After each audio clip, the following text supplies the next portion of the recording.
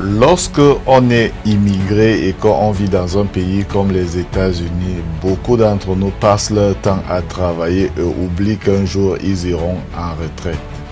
Alors, comment préparer sa retraite? Comment gérer cela? C'est de tout cela que nous allons parler aujourd'hui. C'est l'invité du dimanche qui commence tout à l'heure.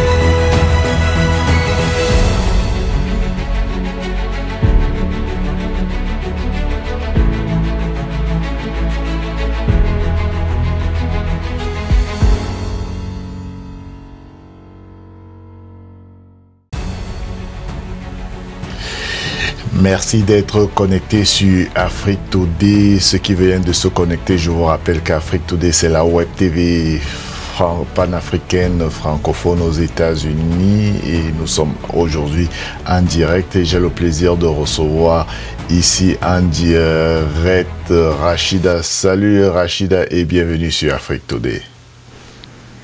Bonjour, salut monsieur Alain, comment vous allez?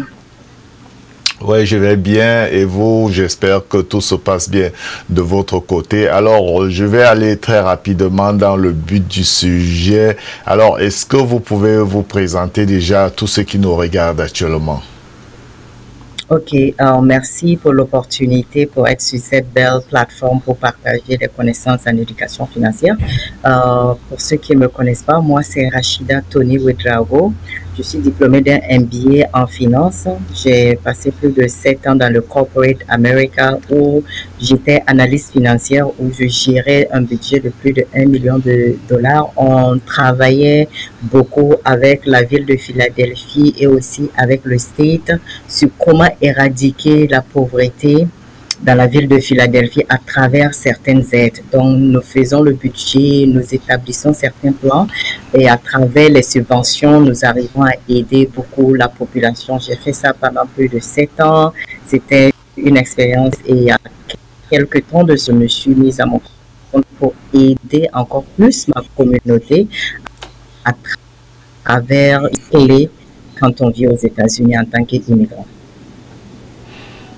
Wow, c'est vraiment intéressant, surtout lorsque on est dans un pays, lorsqu'on immigre, c'est pas souvent facile de traiter ce genre de sujet. Alors, nous allons donc entamer, étant donné que nous allons parler aujourd'hui des finances, comment préparer sa retraite et de d'autres sujets concernant les finances. Ma première question sera, quelle erreur financière fréquente souhaitez-vous que plus de gens évitent? Je dirais que la majorité des immigrants, quand ils viennent ici, la chose qu'ils oublient ou bien qu'ils aiment faire, c'est d'essayer d'investir d'abord en Afrique. Le peu qu'ils gagnent, ils veulent tout le temps essayer d'investir en Afrique. Ça, c'est surtout ma communauté francophone. Les francophones pensent toujours de là où ils viennent, donc ils aimeraient investir parce que quelqu'un va leur dire, OK, si tu investis 1000 dollars, voici, tu vas avoir un retour sur investissement de 1000 dollars. Ils vont dire, waouh, c'est tellement bien. Donc, ils vont envoyer leur argent et ils vont pas chercher à s'établir ici, à comprendre comment le système américain fonctionne. Ils vont envoyer cet argent, mais malheureusement, beaucoup de ces business ne vont pas fonctionner parce que la personne ne se trouve pas là-bas. Donc, et ici encore, la personne devra travailler 1, 2 ou 3 boulots pour essayer de survivre ici. Je dirais que quand on arrive ici aux États-Unis en tant qu'immigrant, on doit essayer de comprendre d'abord le système américain, essayer d'avoir des choses en place, comment épargner, comment minimiser ses dépenses et avant maintenant d'essayer d'investir. Parce que les gens investissent l'argent dont ils ont besoin. Ça doit être le contraire. On investit l'argent dont on n'a pas besoin immédiatement. Pour que si on a un retour sur investissement, fine. Si on n'a pas de retour sur investissement, on saura que c'est de l'argent qui ne va pas nous empêcher de vivre notre vie quotidienne. Ouais, c'est très important. Alors, beaucoup de gens, beaucoup de gens, souvent à ce niveau financier, sont un peu confus et ne savent pas où commencer. Alors, quel livre ou outil recommandez-vous pour développer une meilleure intelligence financière? OK.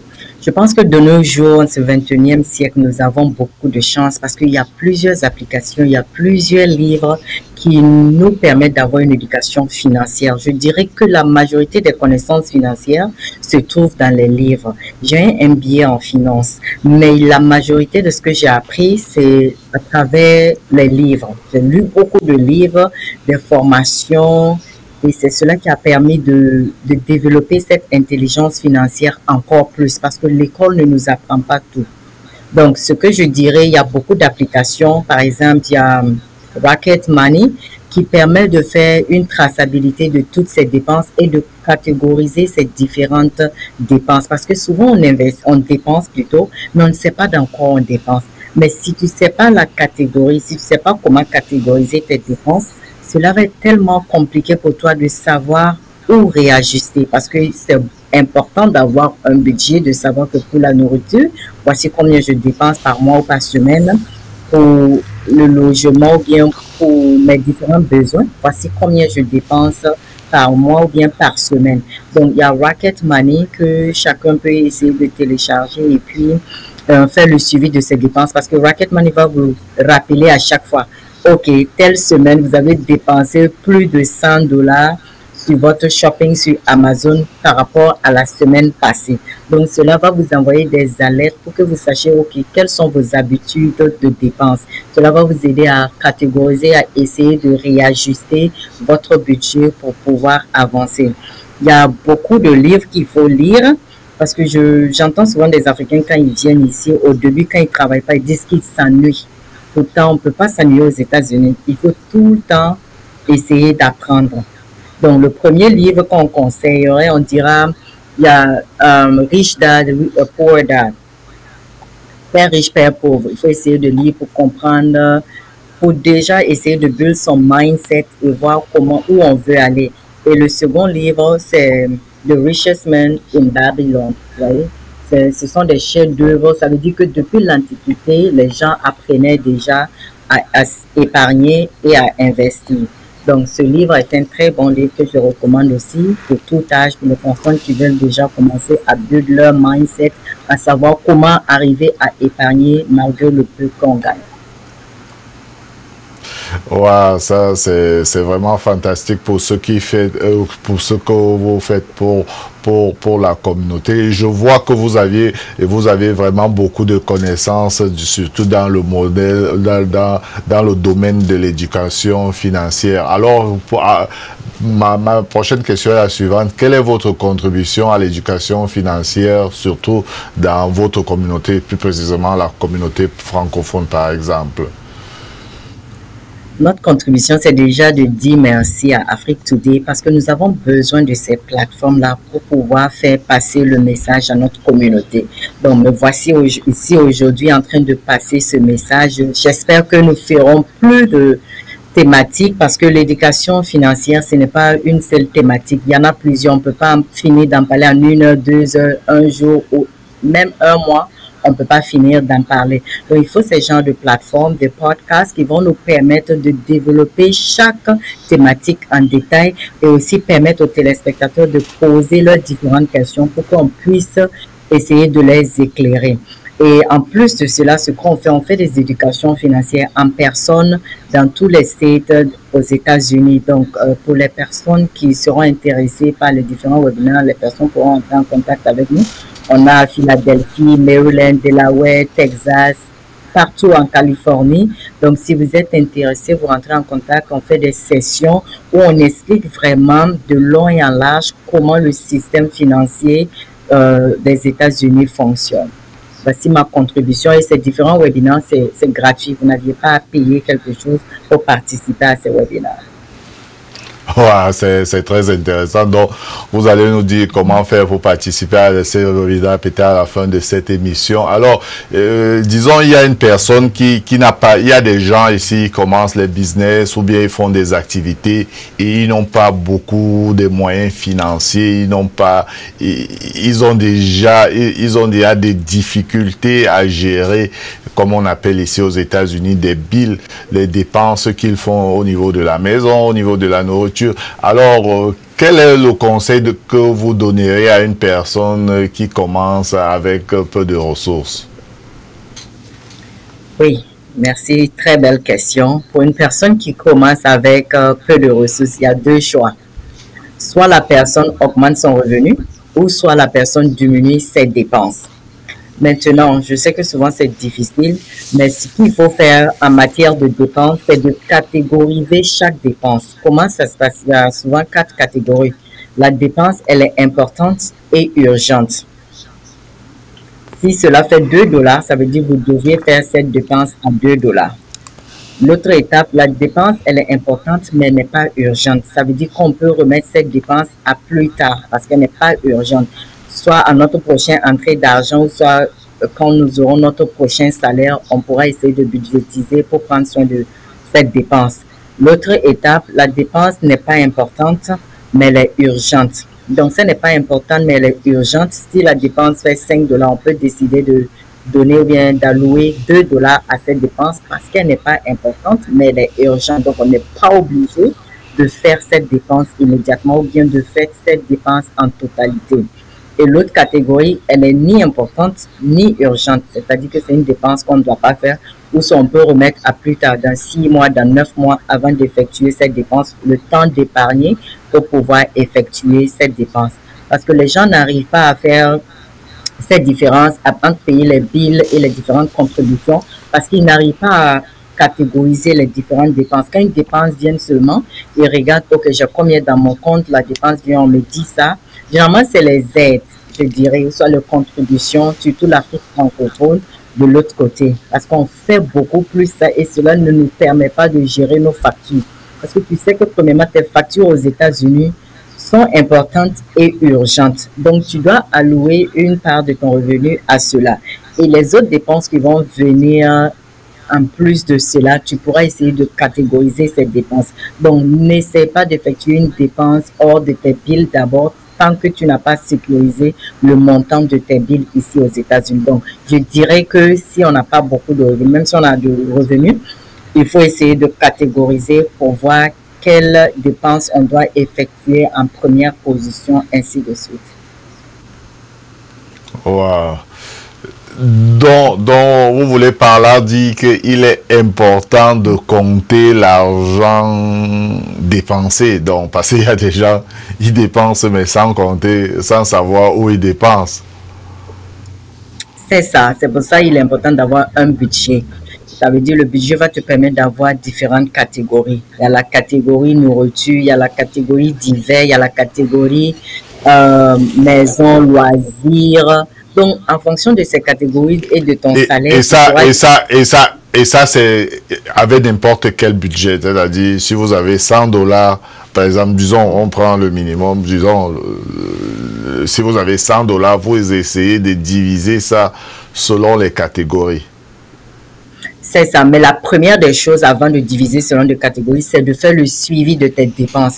Parce que si tu ne fais pas le suivi de tes dépenses, comme on le dit, certaines personnes dépensent sans compter. La personne même ne pourra pas dire que par mois, voici combien je dépense en nourriture. Ou bien voici combien je dépense dans l'essence. Donc, il faut prendre un mois pour faire le suivi des dépenses. Ici, aux États-Unis, c'est facile. Tu gardes tous tes reçus ou soit tu notes. Quand tu gardes tous tes reçus, à la fin du mois, tu essaies d'additionner et tu essaies de catégoriser. Voici ça, j'ai fait un achat à Walmart, Amazon. Ça, c'était pour la maison. J'ai mis de l'essence à Wawa, ainsi de suite. Et tu sauras combien tu dépenses par mois dans chaque catégorie. Et en fonction de ça, tu peux allouer ces différentes catégories en fonction de ton revenu. Merci pour cela. Je vous rappelle que nous sommes toujours ici en direct sur Afrique Today. Nous parlons comment gérer ses finances. Alors c'est un thème très important que beaucoup de personnes oublient souvent et que des personnes même ne trouve pas que c'est important de calculer la manière dont ils dépensent de l'argent. C'est pour cela que nous avons ici en direct Rachida qui essaye de nous dire ce qu'il faut faire et comment cela se passe. Alors nous allons continuer cette conversation, mais avant cela, nous allons prendre une petite pause et nous revenons juste après ce petit élément. Merci d'être connecté sur Afrique Today.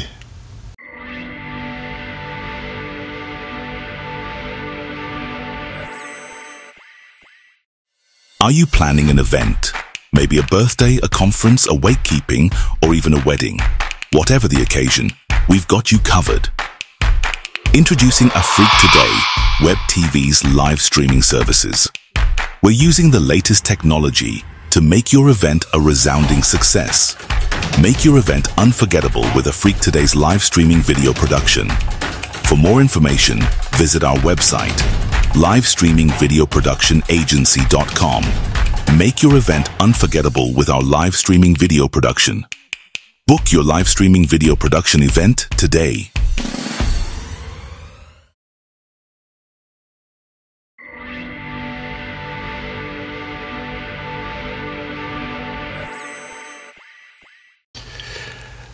Et là donc nous sommes de retour ici sur Afrique Today. Merci d'être très nombreux dans cette édition de l'invité du dimanche où nous parlons donc des finances. Alors j'ai toujours en direct avec, je suis là avec Rachida qui est toujours donc ici avec moi.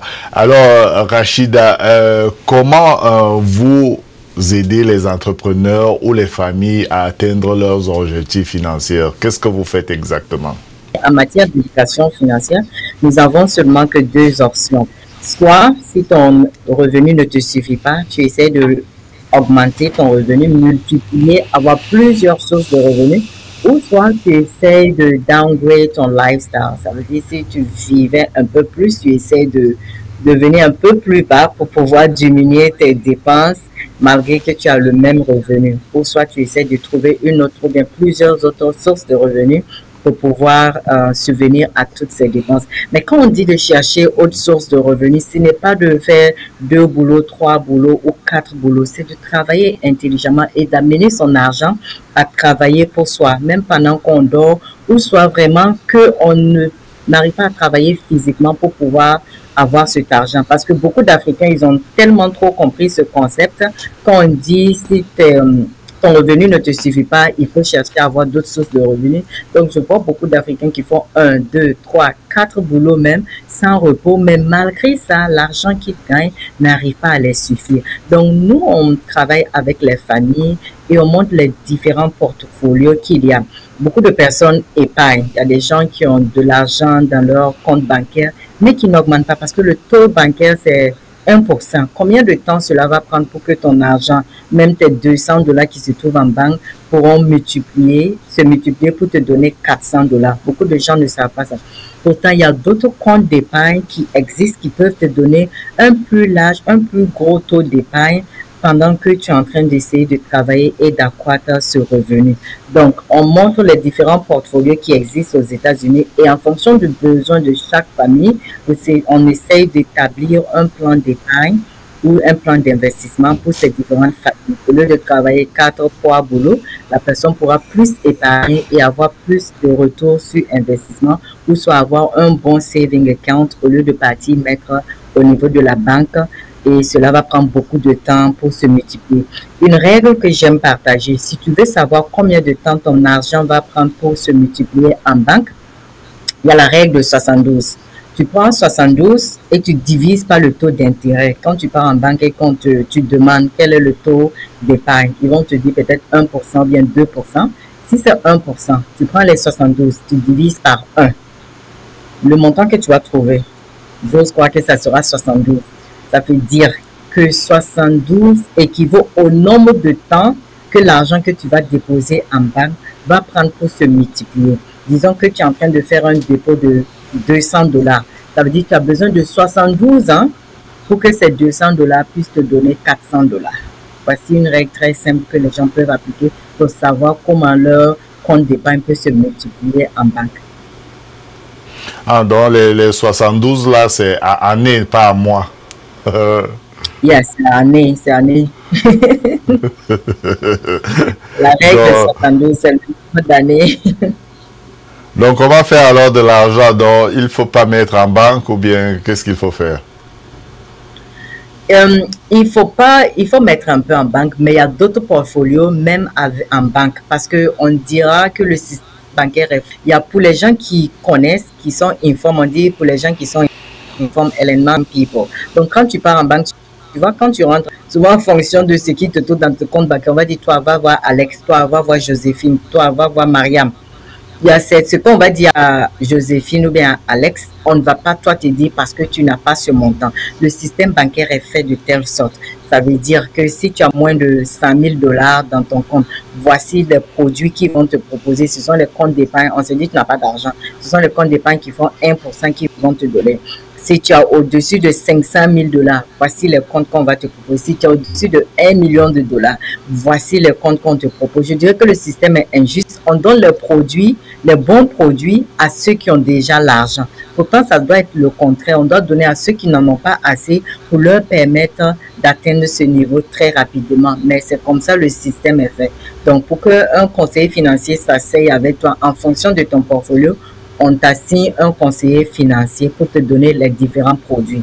C'est-à-dire, si je te dis un nom tout de suite, compound interest, le taux d'intérêt composé, tu peux aller dans ta banque, hein, je ne citerai pas de banque, et tu peux aller dans une banque et dire, j'aimerais avoir un compte d'épargne avec un compound interest vehicle.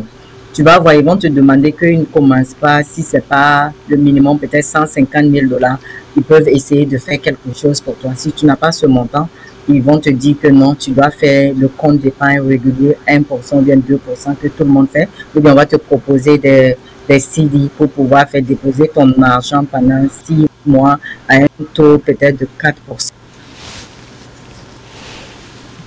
Waouh! Là, vraiment. Ok, donc, maintenant, disons, il y a quelqu'un qui commence son business. À quel moment une personne ou une entreprise devait faire appel à un conseil financier comme vous, par exemple? Nous avons la chance de nos jours que, avec notre combat, ce qu'on veut faire, les gens peuvent avoir accès à nos différents services, beaucoup de services gratuitement. C'est pas que tu n'as pas besoin de payer, tu t'assois et on t'aide pour le faire, dépendamment du service. C'est gratuit pour notre communauté. Donc, les gens doivent prendre avantage sur cela. Il faut avoir l'information. Je dirais que dans la communauté francophone, c'est l'information qui manque. Les gens n'ont pas l'information, ou bien les personnes qui ont l'information ne partagent pas l'information, ou bien se disent que cela peut être coûteux. Mieux vaut investir et commencer plutôt que d'atteindre au milieu et devoir recommencer from scratch again. Donc, nous, à n'importe quel moment, la personne qui veut un guidance sur comment commencer un business, on accompagne les gens pour commencer un business ou bien pour grow un business. On a les services de comptabilité aussi pour les gens qui ont déjà leur business, comment faire les états financiers, comment payer les taxes ici. On peut leur montrer aussi quelques avantages sur le système de taxation aux États-Unis aussi. Donc, nous sommes là, nous sommes ouverts à n'importe quel stage. Les personnes peuvent nous faire appel. Et qu'est-ce que vous dites à ceux qui ont des entreprises et ne veulent pas payer les taxes? C'est-à-dire, ils préfèrent que l'argent vienne personnellement que d'aller dans leur entreprise. Je dirais que c'est un piège parce que ton entreprise aux États-Unis ne pourra pas atteindre un certain niveau si tu ne payes pas les taxes aux États-Unis. On ne dit pas de payer les taxes, but pay your share amount of tax. Ça veut dire paye ce que tu dois payer. Ne paye pas beaucoup, mais tu dois faire de telle sorte que tu arrives à payer quand même les taxes ou soit affiler tes taxes aux États-Unis. Si tu souhaites avoir une grosse entreprise dans le futur, parce que tu auras besoin de loans, tu auras besoin des grants, même les grants quand tu vas faire les subventions, on va te dire d'envoyer tes tax returns. Si toi tu n'as pas de tax returns pour ton business, ça veut dire que tu te fermes certaines portes. Les grants, c'est de l'argent gratuit. En fonction du business que tu te trouves là-dedans, on va dire que tu es qualifié pour ce type d'argent. Généralement, ça commence petit. Le plus petit montant, c'est 5 000 ou bien 10 000 dollars gratuitement que tu gagnes pour pouvoir faire développer ton business. Mais si tu ne files pas tes taxes, tu ne peux pas appliquer pour ces différentes opportunités. Donc, je dirais que chaque Africain, chaque personne de notre communauté doit avoir un compte bancaire pour son business et un compte bancaire personnel. Il faut essayer de différencier pour la tenue de la comptabilité. Essayer d'aller filer ses taxes. On ne dit pas de ne pas payer ou bien de payer beaucoup de taxes. Mais il faut que la personne qui va préparer tes taxes arrive à savoir que tu arrives à payer tes fair share of taxes, que tu ne payes pas plus que ce que tu dois payer. C'est pour ça qu'il faut des véhicules ou bien des personnes pour te guider, pour te permettre pour pouvoir faire ça. Comment il faut faire pour ne pas dépasser le montant que tu dois payer. Sinon, il est très important de payer ces taxes si tu veux grandir, avoir une multinationale aux États-Unis. Ouais, donc c'est vrai, si tu veux avoir une multinationale aux États-Unis. Alors, quel service financier vous, personnellement, vous offrez à la communauté? Nous avons beaucoup de services. Nous commençons par les comptes d'épargne. Nous aidons les gens à faire des comptes d'épargne, soit personnels et aussi pour les enfants. Parce qu'il faut savoir qu'il faut avoir un compte d'épargne pour les enfants dès que l'enfant naît, dès qu'il a son birth certificate avec son Social Security number. Il y a des comptes qu'il faut mettre en place pour pouvoir sécuriser son enfant pour toujours. Et il y a différents comptes qui te permettent de ne pas payer de taxes sur ces différents comptes. Parce que sans que, peut-être les gens ne se rendent pas compte, ton compte d'épargne que tu as en banque, tu payes les taxes pour ça. Peut-être ça peut être un peu, peut-être parce que tu n'as pas beaucoup d'argent dans ton compte d'épargne. Sinon, à la fin de chaque année, les banques t'envoient une forme appelée 1099-T. C'est pour que tu payes l'argent sur le profit que tu as fait sur ton compte d'épargne en banque. Pourtant, il y a d'autres comptes qui te permettent de ne pas payer ces différentes taxes-là. Donc, nous aidons les familles à mettre des comptes d'épargne pour leurs enfants, pour eux-mêmes. Nous aidons les gens à préparer leur retraite. Les gens, ce qu'ils connaissent comme retraite, c'est le 401k, le IRA ou le Roth IRA. Sans oublier qu'il y a des pots et des comptes pour le 401k et le IRA. Le 401k n'a pas, pour les personnes qui ne connaissent pas l'historique du 401k, le 401k n'avait pas été établi pour la retraite. Ça avait été établi juste une fois parce que dans les années 1960 et quelques, le taux de taxe était tellement élevé, donc on disait aux gens de mettre de l'argent de côté. Quand le taux de taxe va diminuer, ils pourront essayer de récupérer cet argent à moindre taux parce que le taux de taxe était vraiment élevé à l'époque. Donc, c'est pour ça que les gens essayaient de déposer cet argent et pouvoir récupérer cet argent à la retraite à un taux d'intérêt, un taux de taxation un peu bas. Mais la réalité est différente de nos jours. Si on écoute les news, on sait que les taux de taxes vont augmenter dans le futur, ce qui est le contraire de ce qui était avant, parce que le taux de taxes était élevé. Les gens essayaient d'avoir un taux de taxes un peu assoupli, mais maintenant c'est le contraire. Le taux de taxes, on disait aux enchères, on dira aux enchères. Mais dans l'avenir, les taux de taxes vont augmenter. Donc, si tu as un compte, un 401k, c'est-à-dire on te dit, donne-moi l'argent aujourd'hui, et quand tu vas avoir beaucoup, tu pourras payer tes taxes de ce montant-là pour pouvoir récupérer ton argent. Je prends un exemple très simple. C'est comme si tu as le maïs, une graine. On te dit, paye les taxes aujourd'hui sur la graine de maïs que tu as aujourd'hui. Ou soit, tu prends cette graine, tu pars cultiver. Et quand la graine va devenir une culture où tu vas avoir des hectares de maïs, c'est en ce moment que tu vas venir payer les taxes. Donc, le 401k, c'est comme ça. La graine que tu as aujourd'hui, on te dit de ne pas payer des taxes là-dessus.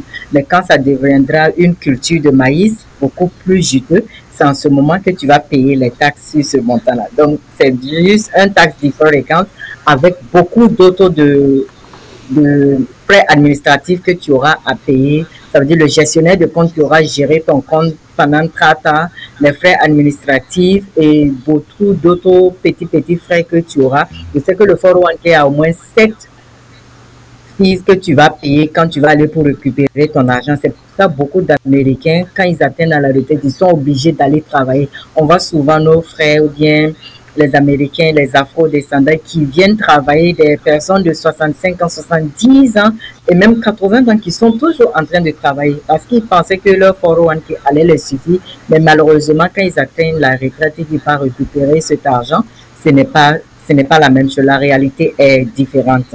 Donc, il y a ce système-là qu'on essaie d'éduquer, les services qu'on offre aussi. On aide les gens avec la planification de leur retraite un peu plus assouplie. On aide les gens avec les credit scores. Beaucoup d'Africains viennent ici, ils ne savent pas comment le système de credit score fonctionne. Ils prennent une carte de crédit, ils disent, OK, j'ai $5,000, je commence à utiliser, boum, boum, boum. Et après, on vient te dire que ton score n'est pas bien. Ils ne savent pas qu'il faut seulement utiliser 30%. Maximum 30% pour garder un bon score. Il y a beaucoup de personnes qui ont ce problème-là, donc on essaie d'accompagner les gens pour ça.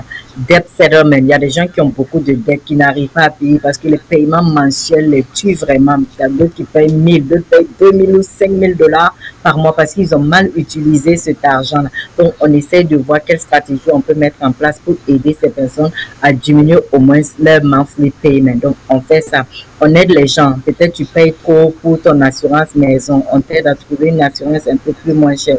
Assurance maison, assurance vie, assurance de la voiture. On t'aide à voir ou on t'aide à vraiment minimiser tes coûts pour pouvoir économiser et épargner.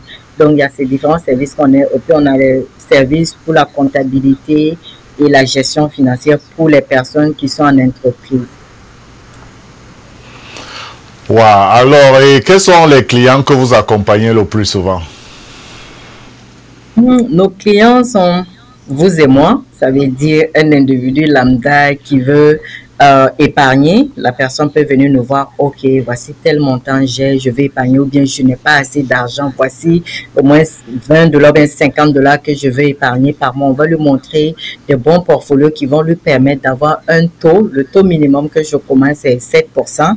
Avec mes différents clients. Donc, ce sont des familles, ce sont des entrepreneurs et il y a certains portefeuilles qui sont là pour seulement les entrepreneurs. Ça veut dire des key men ou soit des executive bonus plans. Ce sont des tax write-off que beaucoup d'entrepreneurs ne savent pas. Tu peux avoir ça et c'est ton entreprise qui paye pour toi. Et ce sont des taxes deductibles. Donc, beaucoup de personnes ne savent pas ça. Donc, on accompagne beaucoup d'entrepreneurs à pouvoir mettre ces différents comptes en place pour pouvoir prendre avantage de ces différents systèmes financiers ici. Wow, merci. C'était vraiment très éducatif tout ce que vous nous avez dit durant cette émission. Malheureusement, nous sommes déjà à la fin de cette émission. Mais avant de vous laisser partir, quel est le conseil que vous pouviez donner à tous ceux qui se lancent déjà non seulement dans le business ou bien ceux qui s'intéressent plus à ce que vous faites, par exemple, conseiller les gens financièrement? OK, quand on veut se lancer ou bien quand on est un individu lambda et qu'on veut comprendre le système financier, il faut commencer à lire. Il faut essayer de suivre des personnes comme nous, c'est-à-dire sur les différentes plateformes, que ce soit YouTube, Facebook ou soit TikTok, essayer d'apprendre pour pouvoir avoir cette connaissance. L'éducation financière, tu n'as pas besoin de faire une série économique ou bien une série de gestion pour apprendre ça. Tout le monde a besoin, que tu sois médecin, que tu sois web développeur, que tu sois tresseuse, que tu sois mécanicien, garagiste, tu as tout le temps besoin d'éducation financière pour ta propre gestion et pour la gestion de ton entreprise, pour les personnes qui ont déjà une entreprise. Voilà ce qu'il faut faire. Il faut nous suivre sur nos différentes plateformes, essayer de comprendre, participer aux différents webinaires, essayer de prendre conseil, essayer vraiment de comprendre ça et lire beaucoup de livres. Il faut vraiment lire, parce que beaucoup de connaissances se trouvent dans les livres. Voici, j'avais présenté The Richest Men of Babylon. Il y a Rich Dad, Poor Dad qu'on peut lire. Ça, c'est le Volatility Shield. Ça, c'est sur la retraite pour les personnes qui veulent apprendre plus sur la retraite. Il y a ça. Donc, il y a beaucoup de panoplies de livres. Quand tu as eu temps, tu commences. Ce sont des livres qui sont faciles. Même, je peux finir là en 3 heures, hein, ça prend pas du temps. Ça, c'est Saving Your Future. Voici, ça montre beaucoup de systèmes sur la gestion et sur l'épargne. Et puis, il y a ce livre aussi, The Retirement Miracle.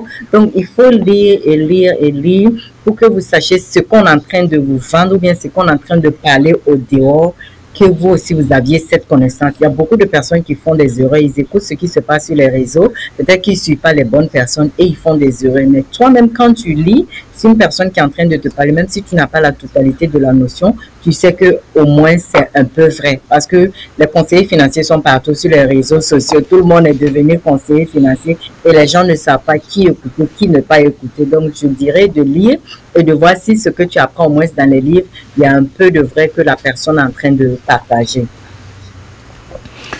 Lire, lire, lire, apprendre, apprendre, apprendre. L'école ne finit jamais. Donc, ceux qui ont déjà oublié à lire, vous avez suivi le conseil de Rachida. Il faut lire. En tout cas, Rachida, merci beaucoup et on espère encore une fois vous recevoir ici pour parler d'autres thèmes concernant le domaine financier parce que je pense que notre communauté a besoin encore de plus d'éducation et de connaître certaines choses parce que il y a des gens, ils connaissent des choses comme vous l'aviez dit au début, mais ils le cachent. À vous êtes disponible à communiquer, à donner le secret aux gens, comment évoluer au niveau financier. En tout cas, merci beaucoup pour votre temps et merci pour ce que vous faites pour toute la communauté.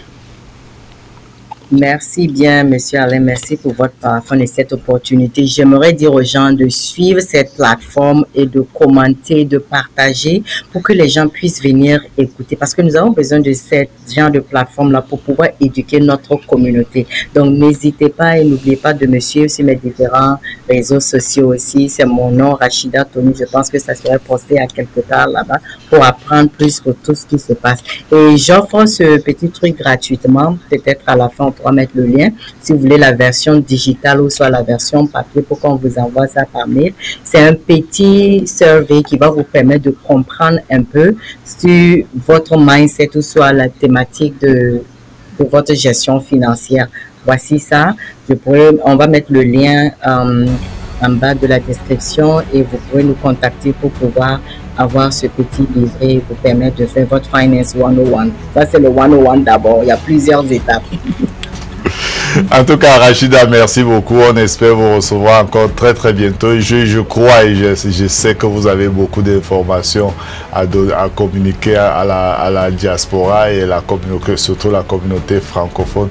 Merci pour tout ce que vous faites et merci à ceux qui se sont connectés durant presque 35 minutes ici sur Afrique Today. Alors, j'étais là avec Rachida qui nous parlait des finances, qui nous parlait comment gérer les finances, une thématique qui est très très importante et que beaucoup de personnes négligent souvent. Alors si vous voulez avoir donc toutes les actualités de la diaspora sur Afrique Today, il vous suffit d'aller directement sur notre site internet www.afriquetoday.com. C'était l'invité du dimanche. J'espère et je souhaite vous retrouver très très prochainement avec un nouvel invité du dimanche. Ciao.